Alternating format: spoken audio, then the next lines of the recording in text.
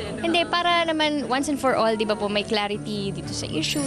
Sa isa pang hiwalay na interview ng The Buzz, ibinahagi ni Sara ang kanyang pasasalamat.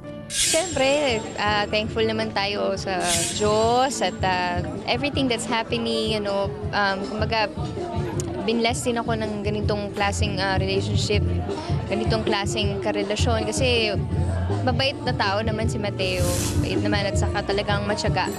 Inamin din ni Sara na nakilala na niya ang pamilya ni Mateo. Okay naman po lahat. Napakabait na pamilya ni Mateo. Kasalukuyang nasa Amerika si Mateo ngayon para sa TFC event. Subalit bago pa ang big admission ni Sara, nagsalita na siya kaugnay ng napapabalitang pagsang-ayon umano ng mga magulang ni Sara sa kanilang samahan.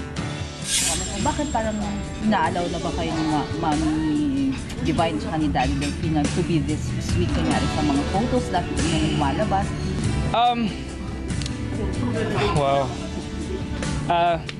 Well, let's face it, guys. I'm 24, she's 25. And we're young adults, so she can make her own decisions, and I can make my own decisions also, diba? And she deserves it. She deserves all the happiness.